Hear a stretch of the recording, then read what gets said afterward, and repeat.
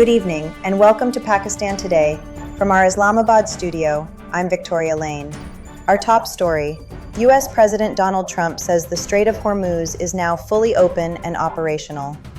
Speaking to reporters at the White House, Trump said Iran is cooperating in ensuring the smooth flow of maritime trade through the strategically important waterway.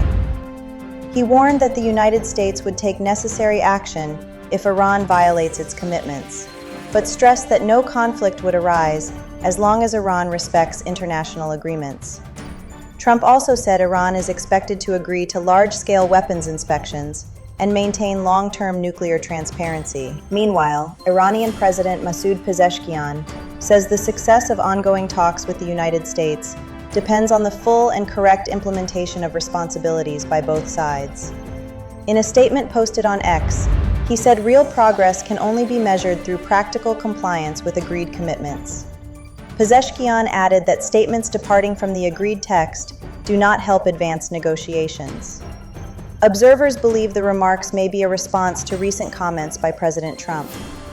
Iranian officials have already rejected Trump's claims regarding nuclear inspections and the use of frozen funds, saying no such conditions have been imposed on Tehran. In another major development, Iran says negotiations in Switzerland have finalized signatures for the release of $12 billion in frozen Iranian assets.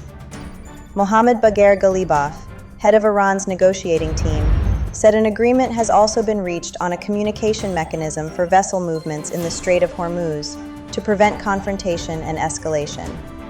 He emphasized that negotiations will continue until all objectives are achieved, adding that military success alone is insufficient without diplomacy. Ghalibaf also confirmed that discussions included guarantees relating to the territorial integrity and sovereignty of Lebanon. Pakistan's Deputy Prime Minister and Foreign Minister Ishaq Dar has said U.S.-Iran talks under the Bergenstock framework could have started earlier, but were delayed by regional tensions. In an interview with Arab media, Dar said Israeli attacks on Lebanon disrupted diplomatic efforts and temporarily halted attempts to bring American and Iranian delegations together. He noted that technical-level discussions later resumed to implement the recent Memorandum of Understanding. According to Dar, Iran will reduce uranium enrichment levels rather than export enriched material, while working groups remain engaged on nuclear issues, sanctions, frozen assets, and Lebanon. He reiterated that Pakistan is facilitating the process without any vested interest and believes a final agreement remains achievable despite challenges ahead. Turning to domestic affairs, Punjab Chief Minister Maryam Nawaz has announced strict measures to eliminate tax evasion and tax fraud across the province. Chairing a high-level meeting on revenue matters, she directed authorities to adopt modern technology and stronger monitoring systems. Enhanced surveillance has been ordered for markets, shops, marriage halls, food chains, and major business centers. The Chief Minister also approved the installation of cameras at marriage halls, marquees, farmhouses, and large restaurant chains to improve transparency in sales and financial transactions. She emphasized zero tolerance for fake receipts and concealed sales, and called for practical proposals to make digital payments mandatory at large restaurants. For more on this story, we go to Drake Rowland in Lahore. Thank you, Victoria.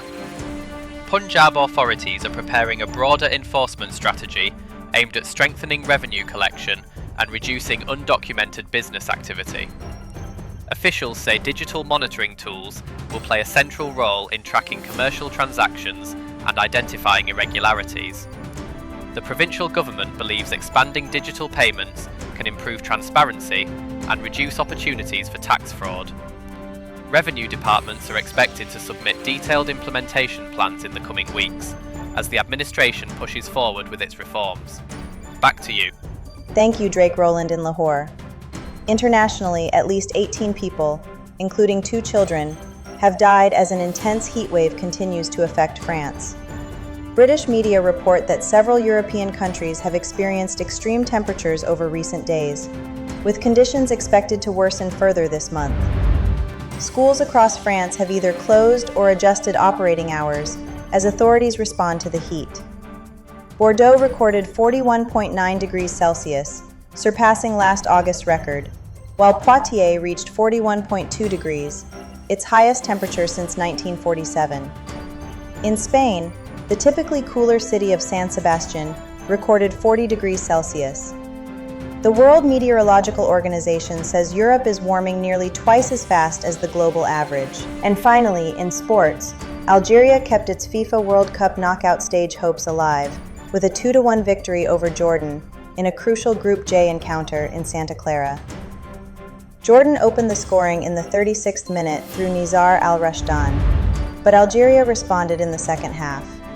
Substitute Nadir Ben-Bouali equalized with a powerful header in the 69th minute before Amin Gouiri scored the winning goal late in the match. The result ends Jordan's qualification hopes.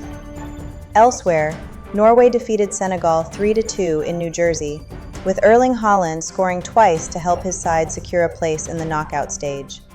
That's all for now. You're watching Pakistan Today. I'm Victoria Lane.